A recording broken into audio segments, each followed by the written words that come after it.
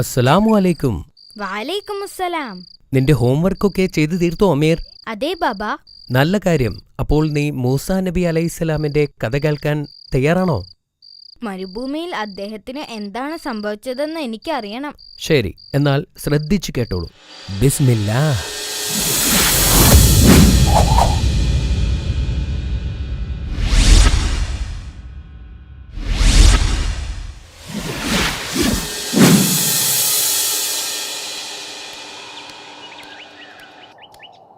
മൂസാ നബി അലൈഹിസ്സലാം മരുഭൂമിയിൽ ദിവസങ്ങളോളം അലഞ്ഞു തിരിഞ്ഞു.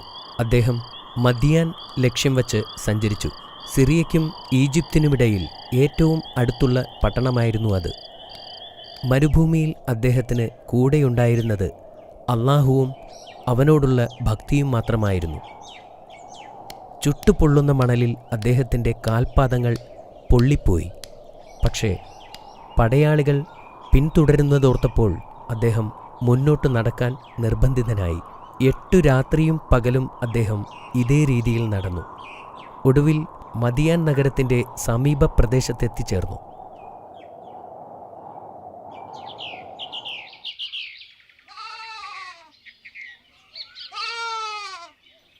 കുറേ ദൂരം നടന്നതിന് ശേഷം നഗരത്തിന് പുറത്തായി ഒരു നീരുറവയുടെ അടുത്തെത്തി. അവിടെ എത്തിയ ഉടൻ തന്നെ അദ്ദേഹം ഒരു മരത്തിൻ്റെ കീഴിലായി വിശ്രമിച്ചു.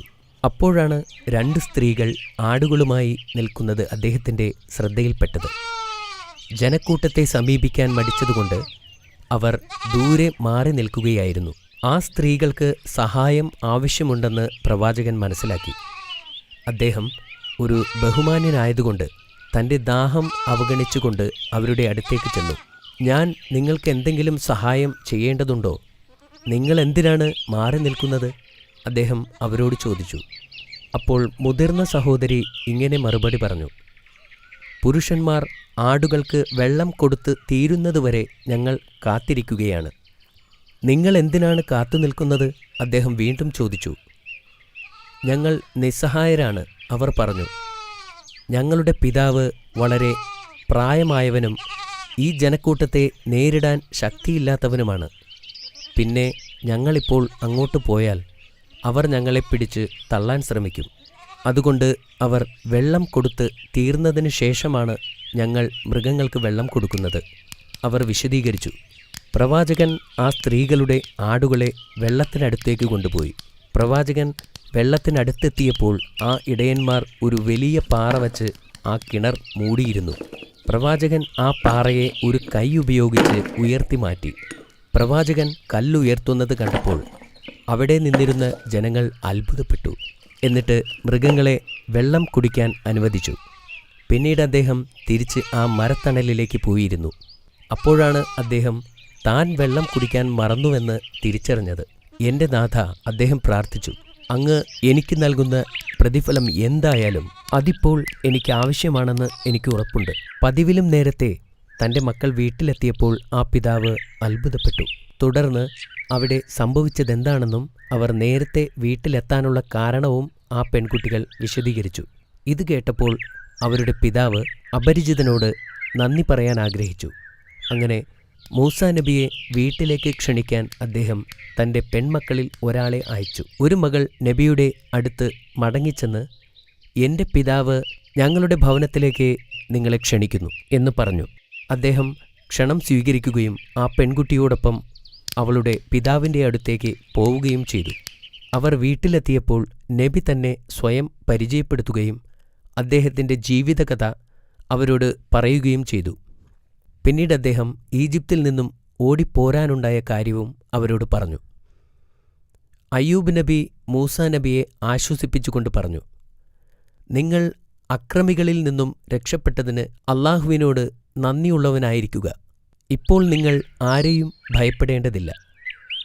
പ്രവാചകന്റെ സൗമ്യഭാവവും പെരുമാറ്റവും ആ പിതാവിനും മക്കൾക്കും ഇഷ്ടപ്പെട്ടു. കുറച്ചു ദിവസത്തേക്ക് അവരോടൊപ്പം താമസിക്കാൻ അവർ അദ്ദേഹത്തെ ക്ഷണിച്ചു. പ്രവാചകൻ വളരെ സന്തോഷത്തോടുകൂടി ആ ക്ഷണം സ്വീകരിക്കുകയും ചെയ്തു. മൂസാ നബി ഒരു വിശ്വാസയോഗ്യനാണെന്ന് ആ വീട്ടുകാർ തിരിച്ചറിഞ്ഞു. ഒരു ദിവസം വൃദ്ധനായ ആ പിതാവ് അദ്ദേഹത്തിൻ്റെ അടുത്തു ചെന്ന് പറഞ്ഞു, എൻ്റെ പെൺമക്കളിൽ ഒരാളെ താങ്കൾക്ക് വിവാഹം ചെയ്തു തരാൻ ഞാൻ ആഗ്രഹിക്കുന്നു. പ്രവാചകന് ഇത് കേട്ടപ്പോൾ സന്തോഷമായി. എന്നാൽ ഒരു വ്യവസ്ഥയിൽ അദ്ദേഹം പറഞ്ഞു, 8 വർഷക്കാലം എനിക്ക് വേണ്ടി പ്രവർത്തിക്കാൻ താങ്കൾ സമ്മതിക്കണം.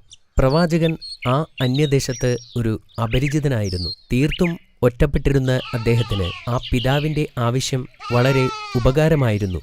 പ്രവാചകൻ അയ്യൂബ് നബിയുടെ മകളെ വിവാഹം കഴിക്കുകയും 10 വർഷക്കാലം അദ്ദേഹത്തിൻ്റെ മൃഗങ്ങളെ നോക്കി നടത്തുകയും ചെയ്തു. വർഷങ്ങൾ കടന്നുപോയി. അദ്ദേഹം താമസിക്കുന്നത് തൻ്റെ കുടുംബത്തിൽ നിന്നും തൻ്റെ ആളുകളിൽ നിന്നും വളരെ ദൂരെയായിരുന്നു. ഈ 10 വർഷക്കാലം പ്രവാചകനെ സംബന്ധിച്ചിടത്തോളം വളരെ പ്രധാനപ്പെട്ടതായിരുന്നു. വലിയ ഒരു തയ്യാറെടുപ്പിനുള്ള സമയമായിരുന്നു അത്. അദ്ദേഹം വാഗ്ദാനം ചെയ്തതുപോലെ മൂസാ നബി 10 വർഷത്തെ സേവനം പൂർത്തിയാക്കി. ഒരു ദിവസം പെട്ടെന്ന് അദ്ദേഹത്തിന് വീടിനെക്കുറിച്ചുള്ള ചിന്തകൾ മനസ്സിൽ വരാൻ തുടങ്ങി. തൻ്റെ കുടുംബത്തെക്കുറിച്ചും ഈജിപ്തിനെക്കുറിച്ചും അദ്ദേഹത്തിന് നഷ്ടബോധം തോന്നിത്തുടങ്ങി. ഈജിപ്തിലേക്ക് മടങ്ങിപ്പോകാൻ അദ്ദേഹം ആഗ്രഹിച്ചു. ആ രാത്രി പ്രവാചകൻ തൻ്റെ ഭാര്യയോട് പറഞ്ഞു, നാളെ നമ്മൾ ഈജിപ്തിലേക്ക് പോകും. അദ്ദേഹത്തിൻ്റെ ഭാര്യ സമ്മതിച്ചു.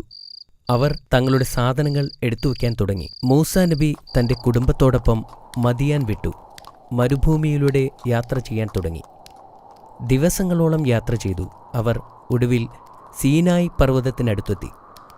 നമുക്ക് വഴി തെറ്റിയതായി തോന്നുന്നു, പ്രവാചകൻ പറഞ്ഞു. പ്രവാചകൻ ആശയക്കുഴപ്പത്തിലായതിനാൽ ആ രാത്രിയിൽ അവിടെ തങ്ങാൻ അദ്ദേഹം തീരുമാനിച്ചു. അദ്ദേഹം തീ കത്തിക്കാൻ വിറകന്വേഷിച്ചു പോയി.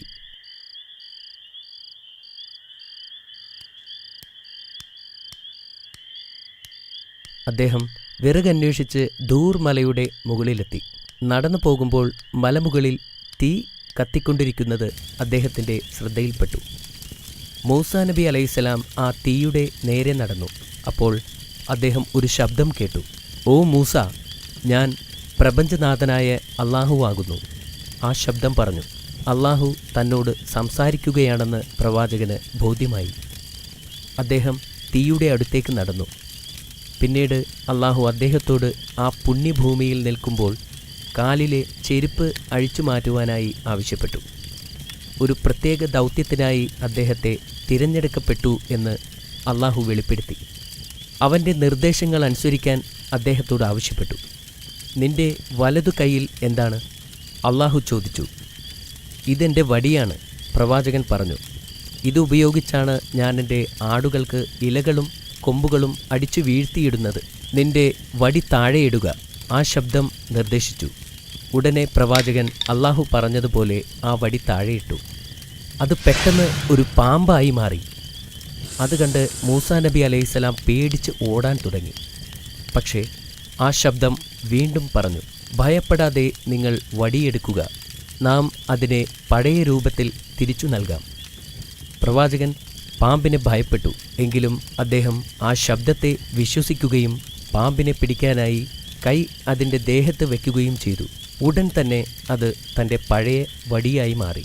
സത്യത്തിൽ അദ്ദേഹം അള്ളാഹുവുമായി സംസാരിക്കുകയാണെന്ന് തിരിച്ചറിവുണ്ടായപ്പോൾ അദ്ദേഹത്തിൻ്റെ ഭയം കുറയുകയും സമാധാനമുണ്ടാവുകയും ചെയ്തു. അടുത്തതായി അള്ളാഹു അദ്ദേഹത്തോട് തൻ്റെ കൈകൾ കുപ്പായത്തിനുള്ളിൽ വയ്ക്കാൻ പറഞ്ഞു. പ്രവാചകൻ അള്ളാഹുവിൻ്റെ നിർദ്ദേശമനുസരിക്കുകയും പിന്നീട് കൈകൾ പുറത്തെടുത്തപ്പോൾ അത് മനോഹരമായി തിളങ്ങുന്നുമുണ്ടായിരുന്നു. പിന്നീട് അള്ളാഹു പ്രവാചകനോട് ഈജിപ്തിലേക്ക് പോകാനും ഫിർഔനെ കാണാനും കൽപ്പിച്ചു. ഫിർഔൻ ഒരു അഹങ്കാരിയായി മാറിയെന്നും അയാൾ ഇസ്രായേലുകാരെ അടിച്ചമർത്തുകയാണെന്നും അള്ളാഹു പ്രവാചകനോട് പറഞ്ഞു. അദ്ദേഹം ഈജിപ്തിൽ തിരിച്ചെത്തിയാൽ തന്നെ ബന്ദിയാക്കുമെന്ന് മൂസാ നബി ഭയപ്പെട്ടു. അദ്ദേഹം പറഞ്ഞു, ഓ അല്ലാഹ്, അവരിൽ ഒരാളെ ഞാൻ കൊന്നുപോയിട്ടുണ്ട്. അതിനാൽ അവർ എന്നെ കൊല്ലുമെന്ന് ഞാൻ ഭയപ്പെടുന്നു. അപ്പോൾ അള്ളാഹു അദ്ദേഹത്തെ ആശ്വസിപ്പിച്ചുകൊണ്ട് പറഞ്ഞു, സത്യത്തിൻ്റെ പാത അവർക്ക് കാണിച്ചു കൊടുക്കുക. നിന്റെ സഹോദരനായ ഹാറൂനിനെ സഹായത്തിനായി കൂടെ കൂട്ടുക. അവർക്ക് നിങ്ങളെ ഉപദ്രവിക്കാൻ കഴിയില്ല. അള്ളാഹു സുബ്ഹാനഹു വ തആല പ്രവാചകന്റെ സുരക്ഷയെക്കുറിച്ച് അദ്ദേഹത്തിന് ഉറപ്പു നൽകി. അടുത്ത ദിവസം പ്രവാചകൻ ഈജിപ്തിലേക്ക് ശരിയായ ദിശയിൽ നീങ്ങി. പിന്നീട് എന്ത് സംഭവിച്ചു? അത് ഞാൻ നാളെ പറഞ്ഞു തരാം. മാഷാ അല്ലാ. ഇത് വളരെ നല്ല കഥയായിരുന്നു. നീ ഇപ്പോൾ ചോദ്യങ്ങൾക്കായി റെഡിയാണോ? യെസ് ബാബ. പ്രവാചകൻ ഈജിപ്തിൽ നിന്ന് രക്ഷപ്പെട്ടത് എന്തിനാണെന്ന് പറയൂ. പ്രവാചകന്റെ കൈകൊണ്ട് ഒരു ഈജിപ്ഷ്യൻ കൊല്ലപ്പെട്ടു. അതിനാലാണ് അദ്ദേഹം ഓടിപ്പോയത്. അത് ശരിയാണ്. നബി മദിയാനിൽ താമസിക്കാൻ ഒരു സ്ഥലം കണ്ടെത്തിയതെങ്ങനെ? മദിയാനിലെ ഒരു വൃദ്ധന്റെ 2 പെൺമക്കളെ വെള്ളം കൊണ്ടുവരാൻ പ്രവാചകൻ സഹായിച്ചു. അതറിഞ്ഞ് ആ കുടുംബം അദ്ദേഹത്തിന് അഭയം നൽകി. മൂസാ നബി അലൈഹിസ്സലാം എത്ര കാലം മദിയാനിൽ താമസിച്ചു? 8 വർഷം. അല്ലല്ല 10 വർഷം. ശരിയല്ലേ ബാബ? അത് വളരെ ശരിയാണ്. പ്രവാചകൻ കണ്ടെത്തിയ തീ കത്തിക്കൊണ്ടിരുന്ന മലയുടെ പേരെന്താണെന്ന് നിനക്കറിയാമോ? അത് ദൂർ പർവ്വതമല്ലേ? മാഷാ അല്ലാ, ഉത്തരങ്ങളെല്ലാം ശരിയാണ് മോനെ.